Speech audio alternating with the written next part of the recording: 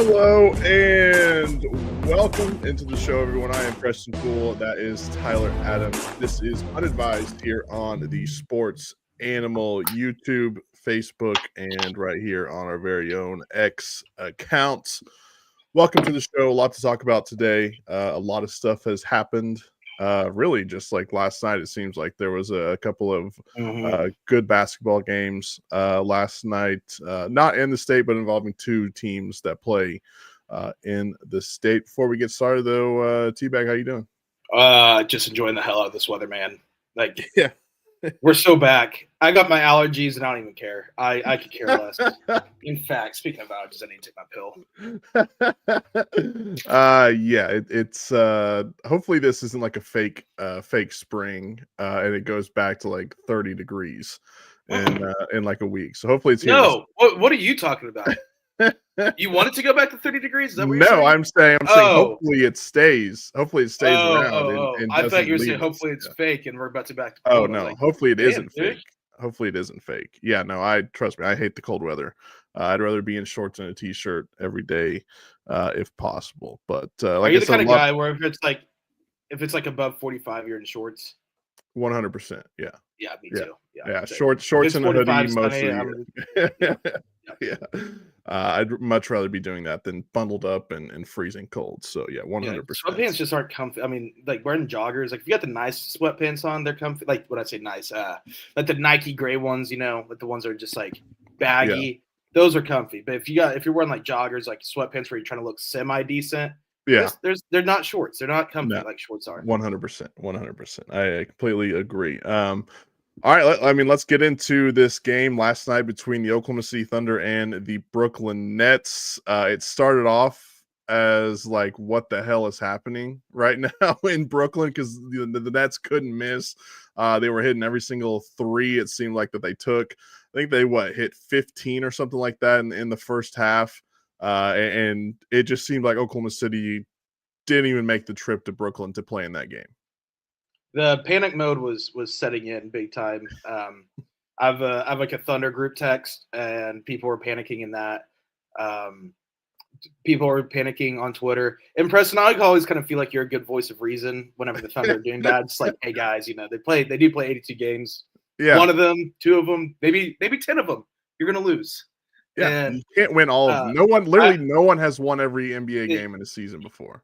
You had the great tweet. It was like the end is near when you like Thunder lose one basketball game. It's like chaos on the streets. Yeah, that was really happening yesterday in the first half because with what happened Monday against the Timberwolves into last night.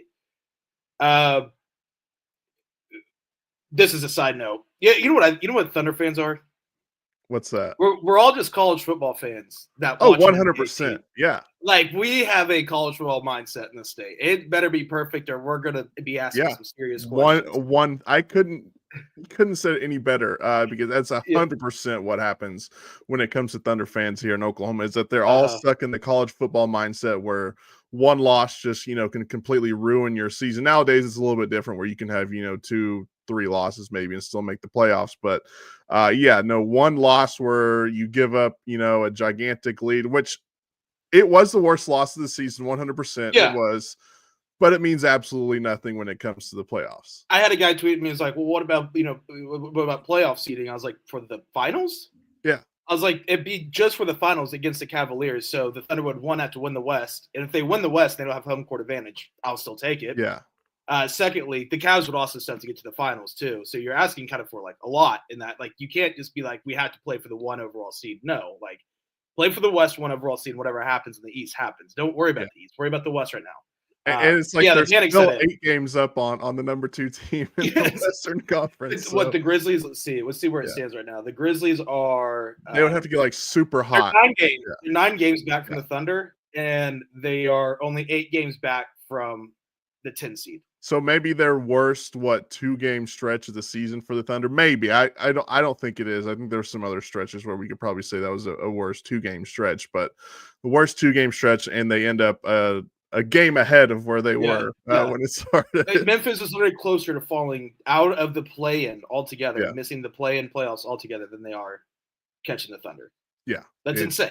So it is. So deep breaths. Mark But Daignault did have a funny comment yesterday, Preston. I'm sure you heard it, where he was like, if we do make the playoffs, we need to be ready for he was talking about the lineups, and he's like, if we do make the playoffs, we need to be ready for different lineups. Da, da, da. I was like, come on, you're making the playoffs, Mark. Yeah, like the something season catastrophic would have to happen.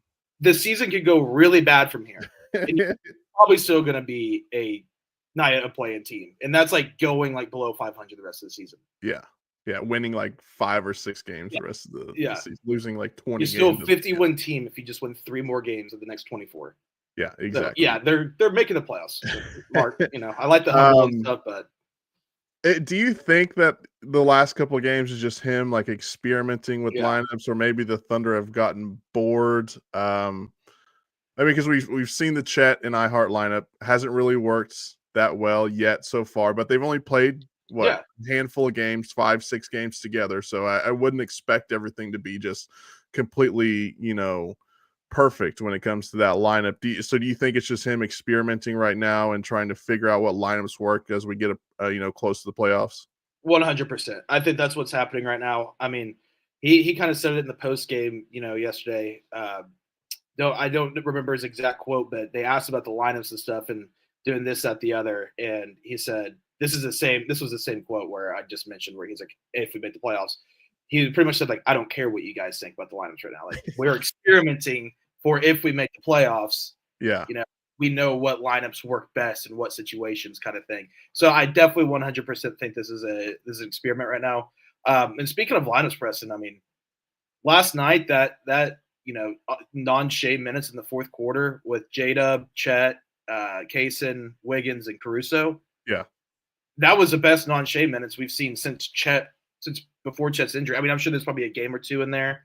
But, kind of in recent memory, that was the first time where you're all right, the one worry for me, at least, I kind of have with this team is how are they when Chet's not on, or when Shea's not on the court, in those non-Shea minutes in the second half. And last night, I mean, they led that comeback that unit did without Shea.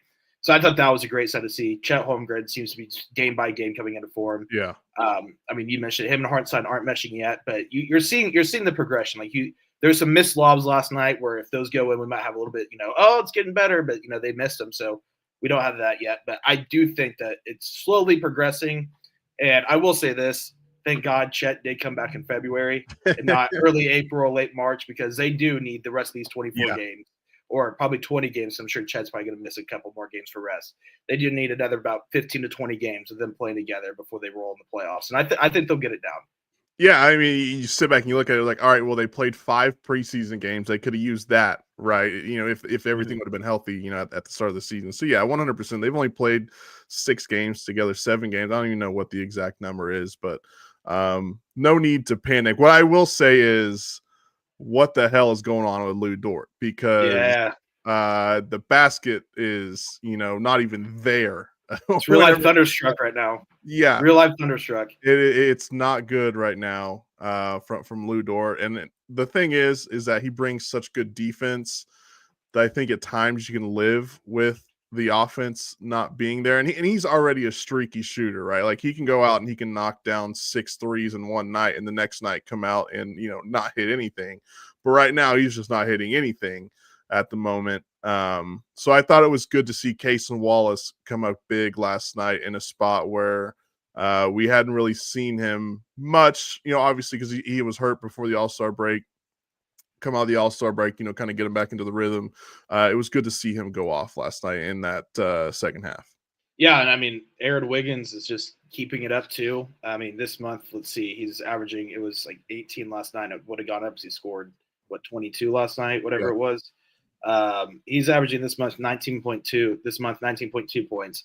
So his off the bench too, his offense has been great. And then, I mean, you obviously mentioned Kaysen Wallace. I mean, him stepping up to the plate. And then, dude, Caruso just once again, I mean, he has a very efficient offensive night, but still, 5 points, 2 of 3 shooting, 1 for 1 from 3. But led the team in plus 27.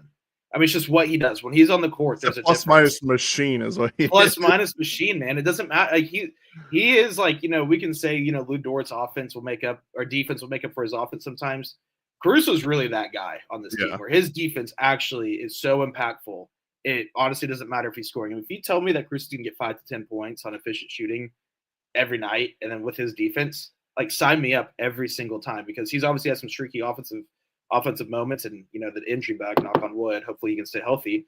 But I mean, I think Caruso's also just been so valuable. I mean, or the bench has just been slowly just getting so much better throughout the season. I mean, it's just, you see the development being developed.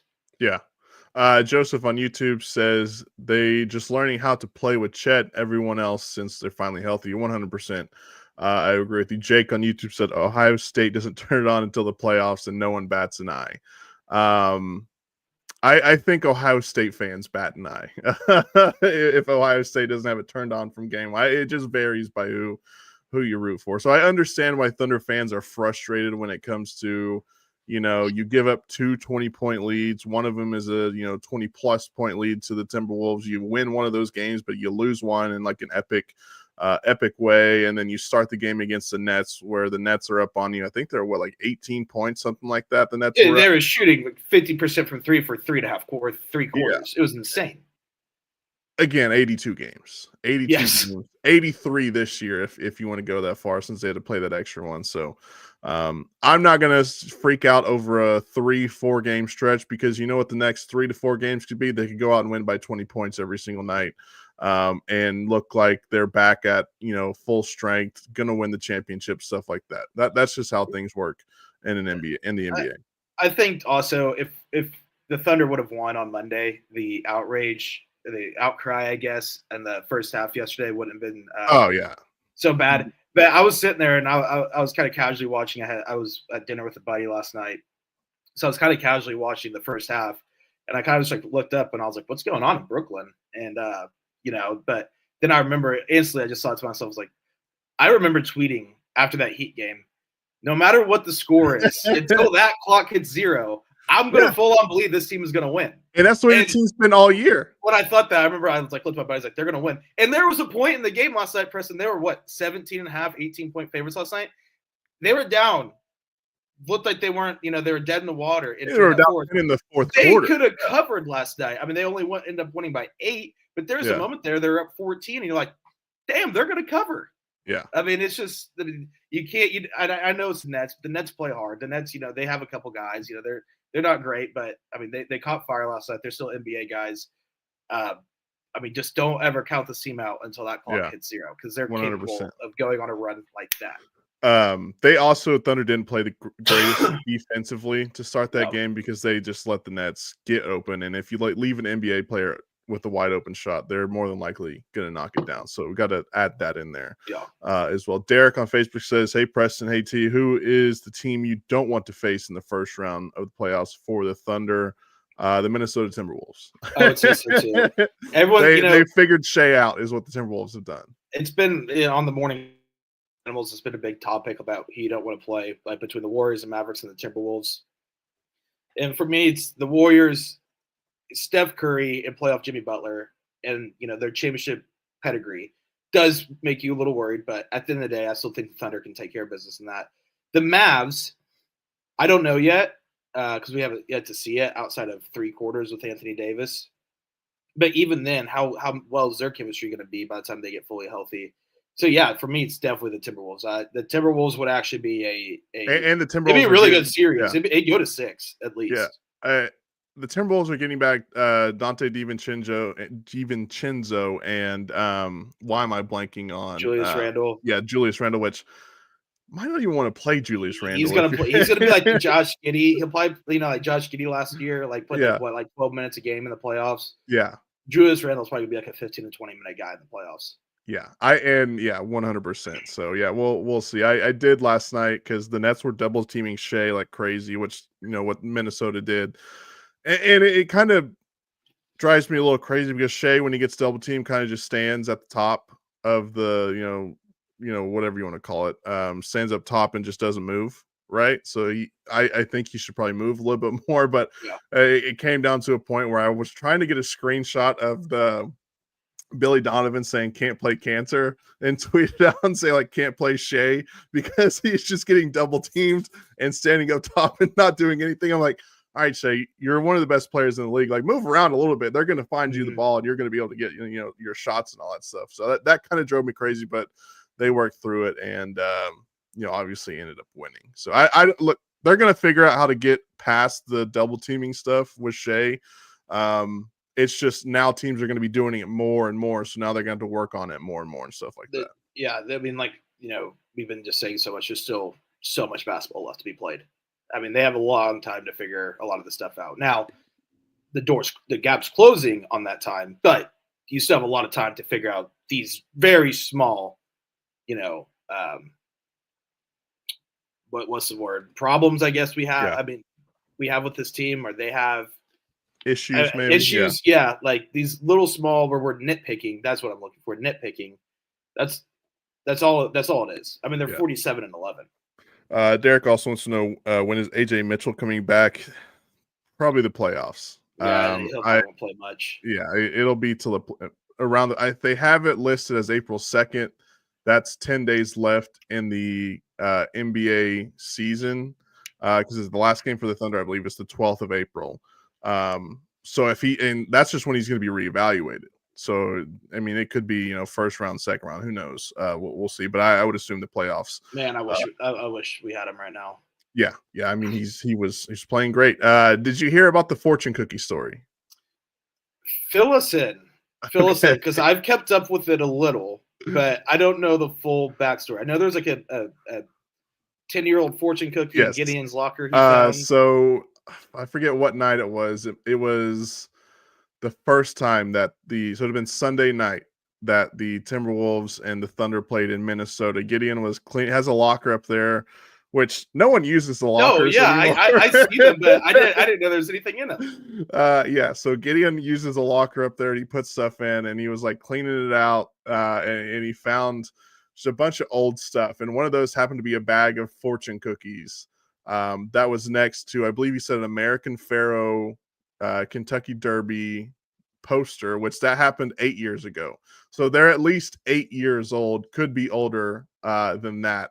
And he said Monday, well, first of all, I don't know if I should out myself on this, but I definitely left one up there to see if Phil would eat it in the morning. He brought it up. He was wondering why there's a fortune cookie in there. And I was the listeners let us know on the Johnny's Kitchen Bar Text Nation line. Oh, that's well, awesome. I was like, yeah, we might as well just leave one up here, see if Phil eats it in the morning, because I didn't know. And then the next day, Gideon on Monday for the pregame show was like, if Oklahoma City loses another game in the regular season where Shea is playing, I will eat one of these 10-year-old fortune cookies. Sure enough, it happened that night. Yeah. And so back when they were back in studio last night, they went ahead and for some reason Matt Ravis decided to join him on this. I don't know why, but he did. And then they ate the fortune cookies last night. And how was it? Was it good? It didn't seem like it was because I was recording him, so it's on our Twitter page, the Sports Animal Twitter. Okay. There's a video on there if everyone wants to go out there and watch it. But yeah, it didn't seem like it was good because they were making very not good noises. Yeah. Like, was it really hard or? So I tried crunching one because there's like a full bag full of them. So I tried crunching one and it really wouldn't like crunch that well. And they said like it tasted weird and all that. And I was like, yeah, I probably could have told you that. I mean, it's been sitting there for a long time, just in a dark locker for a decade. Yeah, no sunlight or anything, which is probably a good thing actually. Well, people were saying like it's a fortune cookie, like it's made to like last. I'm like, yeah, I get that, but it's also 10 years old. They're made to last for like a year, Yeah. So, but they did that. Or Tony Z almost ate the fortune cookie as well. So I'm glad no one ate. If Tony ate it and not Phil, that would have been good. Yes, because I was like, man, I wonder if Phil would eat this, and I was like, you know what, screw it, we'll leave it up here. Gideon's like, should we? And I'm like, what's the worst that's gonna happen? On Tuesday, he was like, why is there a fortune cookie in here? He's like holding it up. He really was investigating it. And then people let him know. We're like, Phil, you should man. eat it. He's like, no. He's like, we can't take Gideon's fortune cookie. So we thought that was the only one. Oh no, he has multiple. So Phil wants one. There's multiple up there. But I thought for a second we were gonna have a fortune cookie curse on our hands because the Thunder weren't playing that good. That would have been. Yeah. We would have had to do some black magic. Yes, 100%. We had to bring like some sage in there. Yeah, call Kyrie Irving. Be like, hey. Yeah. So, all right. Anything else on the Thunder before we move on? No, I think we covered it all. One of our own is retired from the game, and no, I'm not talking about Dean Blevins. I'm talking about Podcast P. Podcast P couldn't handle the heat, so he got out the kitchen. Paul George is retiring for now from podcasting to focus on winning a championship with a team that's 20-38. They're 2.5 games out of the play-in tournament, and their superstar is constantly injured. So Podcast P probably not going to be playoff P this year. So my theory on this is I was listening on Sunday. I was listening to Bill Simmons and Ryan Russillo's podcast, and they were talking about the Sixers and Paul George and how much of a disappointment he's been. And they were talking about the podcast stuff, and they're kind of ripping him for it. And this week, Paul George comes out and announces it. So that's my theory. Is he was listening to Bill Simmons and Russillo. Yeah, listening to other podcasts. Watching tape. Listening to some tape. Seeing what the podcast world is saying about Podcast P. And it wasn't positive. So that's my take on it. But yeah, I listened to that audio this morning because we're getting it for the show, and I just wanted to make sure there's no cussing on there because Paul George is a dirty mouth, and obviously we do have FCC rules. Yeah. So I listened to the whole minute 40 or whatever it was, and the whole time I was just smiling, like laughing because he was like I full on believe we have the pieces to do it. Like it's like no, you don't, dude. Come dude, on. You're horrible. Like your team needs you to step up while Embiid's been out, and you've been awful. Like what are you talking about here? Yeah, I think there was a stat that came out that he had like more podcast clips out this season than like 3-pointers or something like that at some point. So it was an absurd stat, but I can't remember. But I wanted to give a shout out to one of our own, Podcast P, who just couldn't handle it. He had to get out of the game. So all right, let's move on now to, I don't know if you got a chance to watch any of this Oklahoma-Kentucky game last night. I watched like the final 3 minutes, I think, once the Thunder game ended and we were on to the post-game show.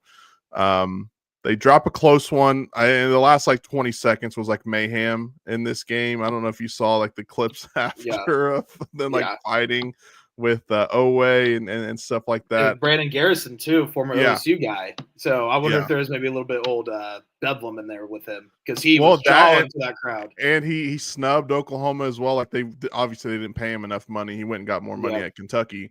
But yeah, that's one of those things. And surely this kills any chance of Oklahoma making the tournament unless they win out and win like a couple games in the SEC tournament. I think they're still on the bubble, Preston. It's insane. I guess, it is a tough schedule, and I find it hard to take a game like last night and put it in a negative light for a team because they did play great.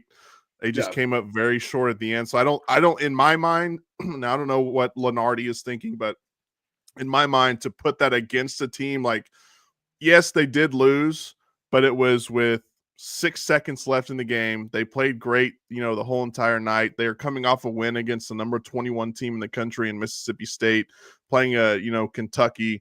Now, again, I do know that they lost, so you have to kind of knock them a little bit, but I still think they should get a little bit of credit when it comes to making the tournament because the SEC is just such a hard conference this season. Yeah, I mean, if you look at their out of conference too, I mean, they have wins over Arizona State, I believe. Arizona, not Arizona State. I was going to say Arizona State's having a good win. I mean, they have some really good non-conference wins. They beat someone else, I think Providence, but I don't think they're that good. Yeah, this season. Let's see here. This is probably pointless, but nonetheless, we'll go through it. But yeah, I mean, I think really this year, the last few years of tournaments, but the committees has really been going off of Louisville is the other one. Louisville is just going off, and Michigan. Damn. I mean, hell, OSU is not a terrible win at this point. I mean, that's probably a quad 2 win. But yeah, I mean, it's a non-conference. I mean, if you're just looking at conference play or quad one wins compared to conference play, OU is good in the quad wins, but it's the conference play that's going to get them. Yeah.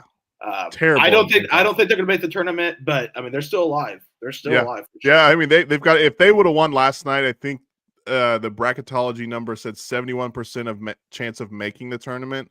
I forgot what it said with the loss. But yeah, they're right on the bubble. They were, I think, the first 4 out the other day. They got to beat Missouri and Texas. Yeah, which is doable. Missouri's at home and Texas is all right. Yeah, so we'll see. They still got a couple games left. I think they need to win out and probably win a game or 2 in the tournament. If not, just for sure win out the next 2 games. But they've got some work to do. And by the way, throwing the beer at the Kentucky players, first of all, it's not the move you ever do. That's a lame move. It's stupid. But if that doesn't scream Southeastern Conference, I mean, loud as hell, I don't know what does. I always think about the beer thrower, at a game. Hey, how drunk do you have to be? You're gonna get caught. You're gonna get caught. I've been really mad at sporting events where I've wanted to throw some things. Yeah. But every time, I'm just gonna get in trouble and possibly get banned from this arena or stadium, and I don't want that. I don't want that at all. 100%. I'll just scream at the top of my lungs, saying, what the hell or something like that. Probably words that are, a lot meaner than that. But never am I crossing the line of throwing beers or, calling players names or anything like that. You just don't do that. That's stupid. But I did think that was a 100% an SEC move because you really only ever see that in the SEC. You don't see Big 12 teams out there doing that. The Pac-10 or the Big 10, excuse me. And then the old Pac-12, you never really saw that. That's an SEC move right there. And then my last point on Oklahoma basketball is NIL money, NIL money, NIL money. I think that's how you improve things. I don't think some of it is Porter Moser's fault. I don't think all of it is. I think that you need to have some more money because if you just leave them with the million to whatever they're giving them right now, you're just going to have players leave and and get more money elsewhere. Yeah. And he's going to be right back at square one, trying to rebuild a roster every single year. It's going to be interesting to see if he keeps his job. I think if they make the tournament, he will. It's a big buyout. Yeah. Oh, if they make the tournament, he definitely will. It's too big of a buyout to fire him for making the tournament. And that's the same thing with Brent Venables. If Brent Venables rolls out a 6-6 season, do you really think Oklahoma's going to pay $40-something million? Yes, I do. Reluctantly, but yeah, I think that they should 100%, but it's what it comes down to. By the way, Oklahoma did hire what was his first name? Jim Nagy. Yeah, Jim Nagy had been previously executive of the Reese's Senior Bowl, which I think is one of the best hires they've made in a while. I think the guy he has a knack for finding talent. We see every year this guy from East Popcorn State that no one knows about comes to the Senior Bowl, gets a combine invite and then gets drafted in, the top, 5 rounds, 3 through 5, somewhere in like that. So I think he's a guy that's going to help find the talent because Oklahoma's already going after, the Arkansas Pine Bluffs, stuff like that, trying to find that type of talent. And who better to go out and try and find that type of talent at schools like that than him? Yeah, and my kind of biggest takeaway, and I know George Stoia of Sooner Scoop, tweeted this out, and it was my first thought as well, is, I don't know what he was making with the Senior Bowl, but I'm sure he was making a good dollar, Oh, yeah. And living a pretty cushy life, no pressure or anything, no stress, Living in Mobile, Alabama, yeah. He probably not even living there full time. He was probably living in Atlanta and just travels on over or something. Who knows? He probably had, he had a pretty good, good job, that'd just be easy to, stay at until retirement. But it's definitely, with this hire, obviously he's probably making more money. But I think it goes to show that people out there still believe that Oklahoma football, no matter what we can say right now about the state of the program, going forward, people still have high regard for Oklahoma football. That was kind of my biggest takeaway. And by the way, he was an executive with a bunch of NFL teams. 6 of his teams made the Super Bowl, and they won it 4 times. So the guy knows what it takes to win and win at a very high level. So I think it was a good choice for Oklahoma to pick as a GM. Now let's get into the story that I really, really want to talk about today. It's news that dropped out of Indy last night. I thought you were going to say Oxford, Mississippi. No, not that story. Well, I was going to say they put out Facebook I posts want to saying, stay far away from that. Yes, they put out Facebook posts saying like we will come after you. So I mean, they're probably not going to come after old Teabag and Preston compared to what I want to say and Barstool's talking about them. But just look up the news out of Oxford if you're confused. It's not good. If allegedly. But this story out of Indianapolis, per PFT commenter, he had it first. Oh yeah. We had an NFL media fight.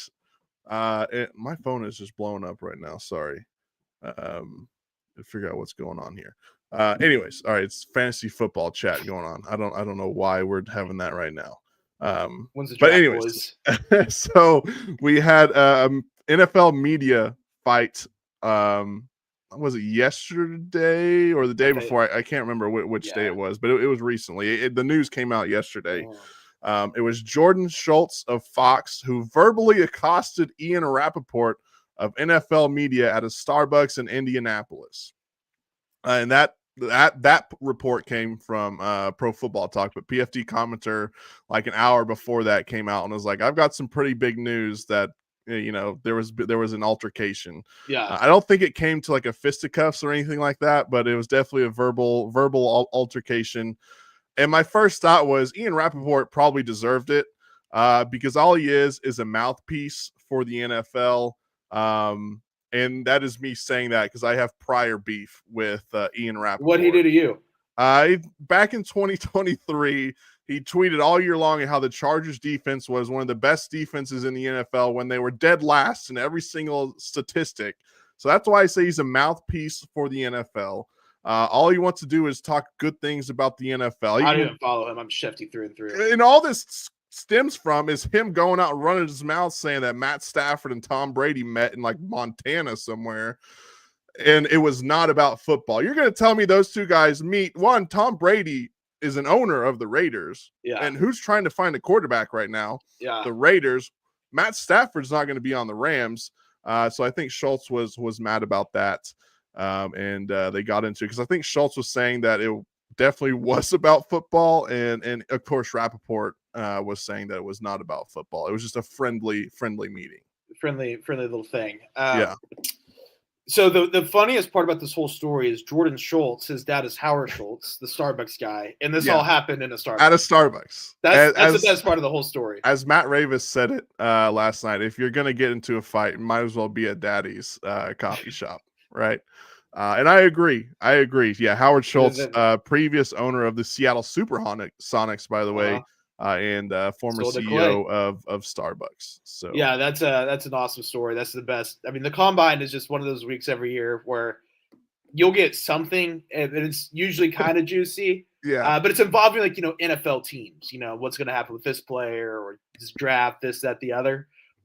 You never get the media just going after, which I love. I love a good media fight. Like, imagine if Shams and Woj were like, duking it out at like a Dunkin' Donuts or something like that. And I was talking to Matt Ravis, and I was like, if we had like an Oklahoma like media, like sports media, brawl, who would it involve? And my mind just kept coming back to one of them would be the Ultimate. I think he wouldn't be involved in 100% of the altercations. Spinozzi would be up there. Yeah. I'm trying to think. Like Carey likes to get his feet in the mud every now and then. Don't count out Matt Meyer. Don't count him out because he can be an opinionated guy on some things. So. Yeah, don't count out Matt, but definitely, I would definitely say Spinozzi and Jim. Definitely Jim. Yes. Followed probably by Spinozzi. But I was like, yeah, 100% like those, and I couldn't even think of like anyone else because everyone else I've met just been nice. So I'm like, all right, which those guys are definitely nice, but they've got a certain they got button personalities. Yeah, there's a button you can press with those guys, and they'll both tell you too. They'll both be the first. 100%. Yeah. So. I thought that was funny whenever I saw that story and was thinking of that. So that's all I got. You got anything else before we wrap this thing up? I think we covered it all. All righty. Thunder back in action tomorrow night. I am totally blanking on where they play. Atlanta. Playing the Hawks. Yeah, Hotlanta. the ATL. So Trae Young and the Hawks taking on the Oklahoma City Thunder in Atlanta tomorrow night, 6:30 start for that one. So watch that, and then they got a Saturday off, and they play Sunday. Oh, I need to get better at remembering this. Who do they play Sunday? I'm forgetting. The Spurs. I believe that is at the road home. Trip. No, it's that's in San Antonio. You're right. That is, and then they come home for one game, then go on another. Yeah. Then go back on the road to Memphis. Should be a good one. Some road games and then a home game mixed in between. But that'll do it for us. We'll be back later in the week. Hope everyone has a good week. Enjoy the weather out there. Get out, have fun, be safe. We'll talk to you later. See ya.